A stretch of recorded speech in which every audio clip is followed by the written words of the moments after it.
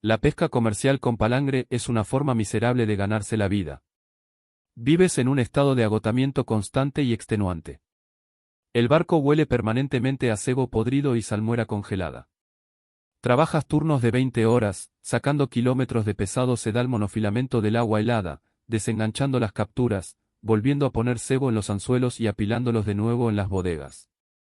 Te destroza la espalda y te arruina las manos. Yo era el novato. La tripulación estaba formada solo por tres: el capitán, un marinero mayor, con muchas cicatrices, que llevaba 30 años pescando, y yo. Estábamos faenando en un tramo muy profundo y aislado del océano. Llevábamos 10 días en alta mar y nuestra suerte era pésima. Las bodegas estaban casi vacías y habíamos pescado algunos peces espada pequeños y atunes de baja calidad, pero ni de lejos lo suficiente para cubrir el coste del combustible y el cebo, y mucho menos para obtener beneficios. La tensión en el barco era palpable. El capitán paseaba por la cubierta, fumando sin parar y mirando fijamente el agua oscura. El marinero mayor trabajaba en un silencio sombrío. Yo me mantuve concentrado, fregando la cubierta y organizando el equipo, intentando evitar su enfado. Al 11º día, el cabrestante hidráulico empezó a zumbar. Estábamos izando la línea principal. El cabrestante gruñía, los pesados engranajes metálicos rechinaban de una forma que nunca antes había oído. La gruesa cuerda de nylon se tensó, cayendo directamente al agua negra. La tensión era enorme. El barco incluso se inclinó ligeramente hacia estribor. El capitán tiró su cigarrillo por la borda y corrió al panel de control. Aflojó la presión del sistema hidráulico, intentando evitar que la cuerda se rompiera. El marinero mayor agarró un pesado gancho de acero y se inclinó sobre la borda, mirando fijamente al agua. Nos tomó 45 minutos subir la captura a la superficie. Cuando finalmente emergió del agua, su enorme tamaño me hizo retroceder. Era un atún rojo, pero era increíblemente grande. Debía pesar más de 450 kilos. Sus escamas azul oscuro reflejaban las intensas luces de la cubierta. El capitán soltó una carcajada. Este único pez pagaría todo el viaje. Cubriría el combustible, pagaría a la tripulación y dejaría el barco en números rojos. El marinero más veterano clavó su garfio en la gruesa carne cerca de las branquias, y activamos la grúa para izar al enorme animal por encima de la barandilla y sobre la cubierta metálica. Cayó al suelo de acero con un fuerte golpe. Recuperé el aliento y observé el pez con atención. Estaba deformado. Las proporciones eran completamente erróneas. La cabeza era normal, pero el torso del pez estaba grotescamente hinchado. El vientre sobresalía, estirando las escamas blancas de su parte inferior hasta que parecían a punto de desgarrarse. Los flancos del atún estaban cubiertos de docenas de cicatrices profundas y circulares.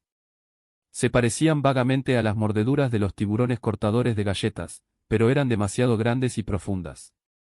Algunas cicatrices parecían curadas, cubiertas de tejido fibroso blanco. Otras parecían recientes, y supuraban un líquido oscuro sobre la cubierta. «Mira las tripas de esa cosa», dijo el capitán, sacando un cuchillo de filetear largo y pesado de la funda de su cinturón. Debió de haberse atiborrado de carnada. «Prepara las mangueras, muchacho. Tenemos que desangrarlo y meterlo en hielo antes de que la carne se eche a perder». Agarré la manguera de goma gruesa y abrí la válvula. Salió agua de mar helada, arrastrando la sangre hacia los imbornales. El marinero mayor se arrodilló cerca de la cola, sujetando el pez con firmeza. El capitán se sentó a horcajadas sobre el enorme vientre. Colocó la punta de su cuchillo cerca de la aleta ventral, preparándose para abrir el pez y extraer los órganos internos. «Huele mal», dije en voz baja. El olor que emanaba del pez era abrumador. Olía a lodo estancado y antiguo, o a un pantano abandonado al sol. El capitán me ignoró. Sujetó el mango del cuchillo con ambas manos y clavó la hoja en el vientre blanco e hinchado. La piel no se cortó limpiamente. Se dio con un fuerte y húmedo chasquido. El vientre del enorme atún se abrió de golpe. Y para nuestra sorpresa, no había órganos internos. No había huevas, ni estómago, ni corazón. La cavidad interna del pez de 500 kilos había sido completamente vaciada. Dentro de la caja torácica vacía había una masa translúcida y palpitante. Parecía una gelatina enorme y espesa.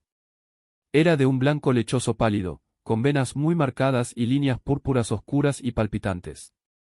La masa se movía y rodaba dentro del pez, expandiéndose rápidamente al quedar expuesta al aire. El olor a lodo estancado se intensificó, haciéndome llorar. Me quedé paralizado. Solté la manguera. El capitán miró fijamente la cavidad, con el cuchillo colgando sin fuerza en la mano. Se inclinó ligeramente hacia adelante, entrecerrando los ojos ante la intensa luz de la cubierta. La masa se rompió. Apéndices gruesos, viscosos y con forma de látigo salieron disparados de la gelatina translúcida. Se movían con una velocidad que desafiaba la lógica. Los apéndices me ignoraron por completo. Apuntaron a los dos hombres que se inclinaban sobre el pez. Dos tentáculos gruesos y musculosos se lanzaron y se enroscaron directamente alrededor del rostro del capitán. Golpearon su piel con un fuerte chasquido, sellándole la boca, la nariz y los ojos. Otro par de apéndices se abalanzó sobre el marinero mayor, rodeándole la nuca y clavándose en su cuello. Los hombres no tuvieron tiempo de gritar. Cayeron al suelo metálico al instante. El capitán cayó hacia atrás, con los brazos rígidos, arañando inútilmente el grueso y húmedo músculo que le sellaba la cara. El marinero se desplomó hacia adelante, golpeándose la frente contra la barandilla de acero. No podía moverme. Sentía las botas clavadas en la cubierta y la respiración se me cortó por completo. Observé cómo la masa translúcida dentro del atún seguía latiendo, bombeando un fluido oscuro y espeso a través de los apéndices directamente a las cabezas de mis compañeros. La lucha duró menos de 10 segundos. Las manos del capitán se apartaron de su cara, cayendo flácidamente a sus costados.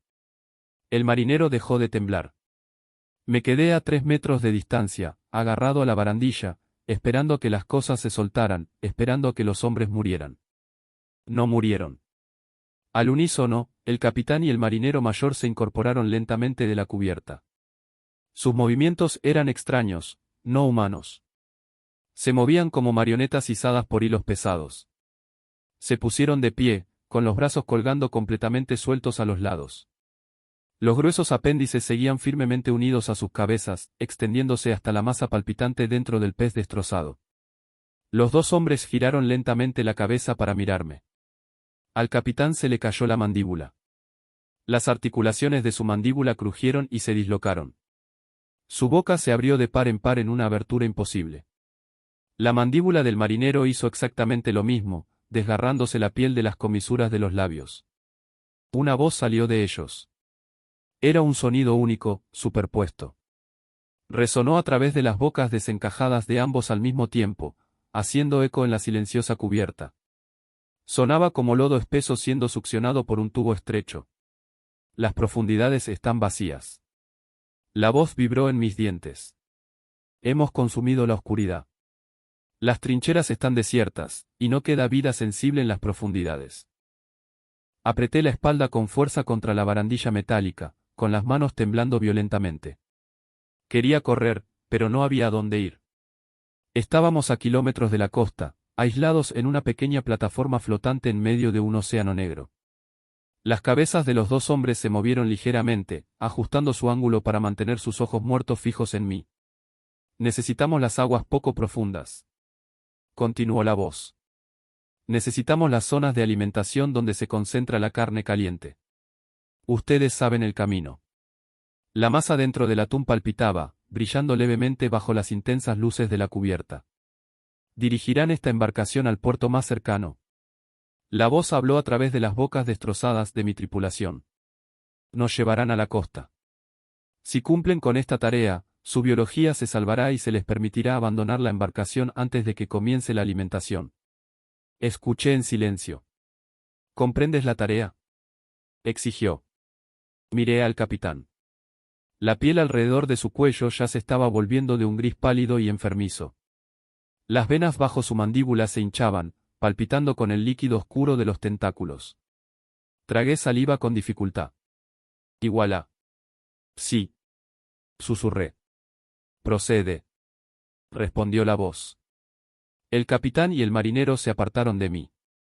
Caminaron lentamente hacia el centro de la cubierta y se quedaron completamente inmóviles, con los brazos colgando flácidos, las gruesas y húmedas cuerdas que los unían al enorme pez. Me moví. Obligué a mis piernas a moverse y caminé lentamente por el borde de la cubierta, manteniendo la mayor distancia posible entre yo y la masa palpitante. Subí las escaleras metálicas hasta el puente de mando. Entré en la cabina y cerré la pesada puerta. Me temblaban tanto las manos que apenas podía girar el pestillo para cerrarla. Me hundí en el asiento del capitán, mirando por la ventana de cristal reforzado hacia la cubierta. Empujé el acelerador hacia adelante. El motor diésel retumbó en las profundidades del casco y luego giró el pesado timón de metal, ajustando nuestro rumbo según el sistema de navegación GPS.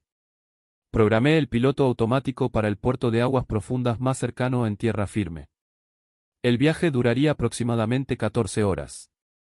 Me senté en el puente de mando cerrado con llave, observando la cubierta. Durante las primeras horas, los hombres permanecieron inmóviles. El océano nos envolvía, el barco cabeceaba y se balanceaba con las olas, pero el capitán y el marinero permanecieron perfectamente anclados, con la mirada perdida al frente. Entonces, comenzó el proceso de digestión. Observé a través del cristal, horrorizado y completamente impotente, cómo el uniforme del capitán comenzaba a quedar holgado sobre su cuerpo.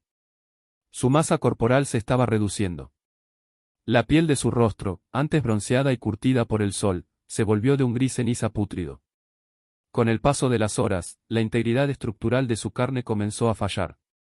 La piel alrededor de sus pómulos se rasgó, dejando escapar un líquido espeso y transparente. Grandes trozos de piel gris se desprendieron de su cuello y manos, deslizándose húmedos por su ropa y formando charcos en la cubierta metálica. Al marinero mayor no le fue mejor. Sus hombros se hundieron. Los huesos de sus brazos parecieron disolverse, dejando sus extremidades colgando como tubos de goma desinflados. Los gruesos tentáculos unidos a sus cabezas pulsaban constantemente, bombeando los restos licuados de los hombres de vuelta a la masa central dentro del atún.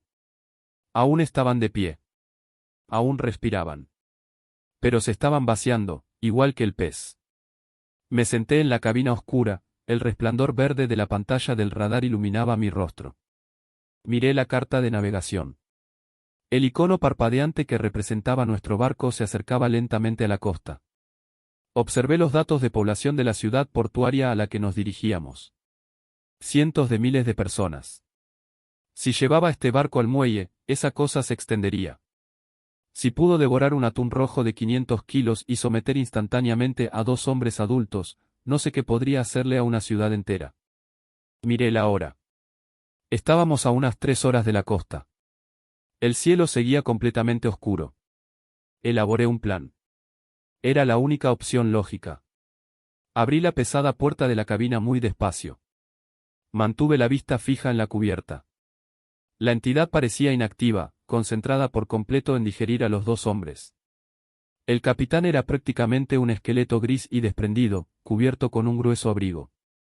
Salí sigilosamente del puente de mando y bajé en silencio las escaleras metálicas, evitando por completo la cubierta principal. Caminé por el estrecho pasillo lateral hacia la escotilla de popa. Esta escotilla conducía directamente a la sala de máquinas. Giré la pesada rueda metálica de la tapa de la escotilla, estremeciéndome ante el leve chirrido de las bisagras. Bajé por la empinada escalera metálica hasta el interior del barco. La sala de máquinas era increíblemente ruidosa y sofocante. El enorme motor diésel marino giraba, impulsando el pesado barco a través del agua. El olor a aceite y combustible impregnaba el aire. Me dirigí a las tuberías principales de combustible. Los buques pesqueros comerciales transportan miles de galones de diésel en sus tanques. Las tuberías de combustible van desde los tanques a través de una serie de válvulas de seguridad de alta resistencia antes de entrar en el bloque del motor. Encontré una pesada llave inglesa de hierro sobre un banco de trabajo. Me acerqué al colector de combustible principal. No cerré las válvulas. En cambio, coloqué la llave inglesa sobre los pesados racores de latón que conectaban la línea principal de alimentación con la entrada del motor. Sujeté la llave y tiré con todas mis fuerzas. El racor de latón crujió. Tiré con más fuerza, dañando por completo la rosca. El metal cedió. La gruesa línea de combustible de alta presión se desconectó de la entrada. Un enorme chorro de combustible a presión se derramó en la sala de máquinas.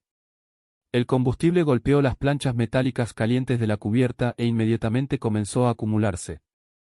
El olor era asfixiante al instante. Solté la llave y me dirigí a la línea de alimentación secundaria, arrancándola también. Cientos de galones inundaban rápidamente la cubierta inferior, chapoteando contra los mamparos con el balanceo del barco. El motor, sin combustible, comenzó a fallar. El fuerte crujido se convirtió en una tos violenta y temblorosa. No tenía mucho tiempo. El cambio en el ruido del motor, la repentina pérdida de velocidad, alertaría a eso. Volví a subir rápidamente por la escalera metálica, mis botas resbalando ligeramente sobre el diésel que me cubría las suelas. Empujé la escotilla de popa y la cerré, dejándola sin pestillo. Corrí al armario de almacenamiento cerca de la popa y agarré un traje de emergencia naranja brillante. Estos trajes están diseñados para mantener a una persona con vida en agua helada durante unos días. Me lo puse sobre la ropa y me lo subí hasta el cuello. Me acerqué a la barandilla y localicé el contenedor de la balsa salvavidas de emergencia. Desabroché las pesadas correas que sujetaban el barril blanco de fibra de vidrio a la barandilla y lo empujé por la borda. Cayó al agua y se desplegó al instante, inflándose hasta convertirse en una pequeña balsa de color naranja brillante. El motor del barco finalmente se apagó por completo. La embarcación se sacudió al perder impulso, hundiéndose en el valle de las olas. El repentino y absoluto silencio era más pesado que el ruido del motor. Saqué una bengala roja de emergencia de la caja en el mamparo y agarré la tapa de plástico. Un sonido húmedo y pesado de arrastre provino de la cubierta principal. Giré la cabeza. El capitán y el marinero se movían. Arrastraban sus cuerpos destrozados, grises y desprendidos por la cubierta hacia el pasillo de popa. Los gruesos tentáculos los seguían, extrayendo por completo la enorme y palpitante gelatina del atún ahuecado. La criatura sabía que el barco se había detenido. Sabía que no habían llegado a la orilla. La mandíbula del capitán colgaba completamente abierta, apoyada contra su pecho. Se les concedió la vida. La voz resonó desde sus gargantas destrozadas. Serán consumidos. Se movían más rápido de lo que sus cuerpos deteriorados les permitían. Doblaron la esquina del puente de mando, dirigiéndose directamente al pasillo de popa donde yo estaba. Estaba de pie junto a la escotilla abierta que daba a la sala de máquinas. Golpeé la tapa contra la parte superior de la bengala. El compuesto químico se encendió al instante, escupiendo una luz roja cegadora y brillante, y una lluvia de chispas calientes en el aire oscuro. La bengala ardía con un calor intenso y sibilante. Los dos hombres huecos se abalanzaron sobre mí con los brazos extendidos y sus pálidos tentáculos palpitando rápidamente.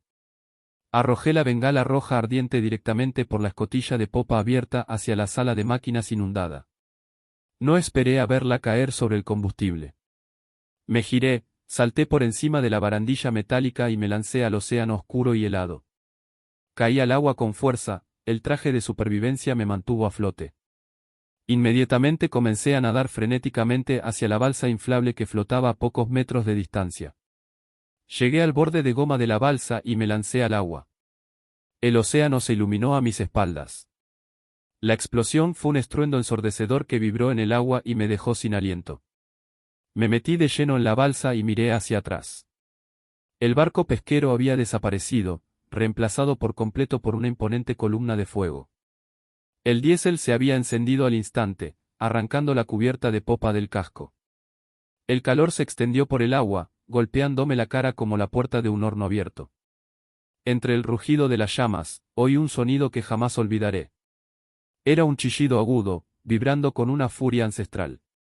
El sonido se abrió paso entre el estruendo de la explosión, perforando el aire nocturno mientras la masa palpitante y sus anfitriones secuestrados eran incinerados por la explosión. El casco del barco se fracturó. Los restos en llamas se inundaron rápidamente.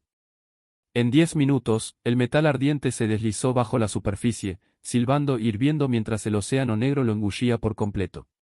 Me senté en la pequeña balsa naranja, rodeado de oscuridad total, meciéndome sobre las olas. Estuve a la deriva durante 3 días. Bebí los pequeños paquetes de agua de emergencia y miré fijamente al horizonte. No dormí.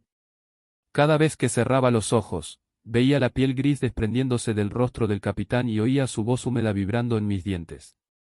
En la mañana del 4.º día, un arrastrero comercial avistó mi balsa. Me subieron a bordo. Estaba gravemente deshidratado y exhausto. Me envolvieron en mantas y me sentaron en la cocina. El capitán del arrastrero me preguntó qué había pasado. Miré mis manos, agarrando una taza de té caliente. Miré a los hombres a mi alrededor, trabajando en un bote, recogiendo cabos de las profundidades.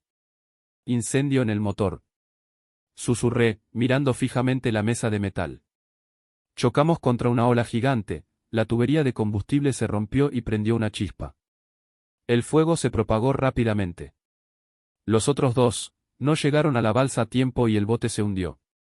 Me dieron una palmada en el hombro. Llamaron por radio a la guardia costera.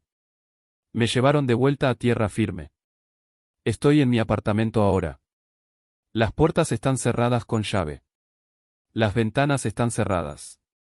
Puedo oír el tráfico afuera, los sonidos normales de una ciudad poblada. Mañana iré a la comisaría para dar mi declaración oficial. Repetiré la mentira sobre el incendio del motor y la ola gigante, y el caso se cerrará como una tragedia marítima. Pero dejo este registro aquí. Hay lugares en este planeta donde la luz nunca ha llegado. Hay fosas profundas y frías donde la evolución se detuvo hace millones de años, dejando solo hambre. Arrastramos nuestros anzuelos por el fondo, intentando obtener ganancias, sacando a la luz cosas que nunca debieron salir de la oscuridad. Si trabajas en un barco, si pescas con palangre en aguas profundas, por favor, no lo lleves a aguas poco profundas.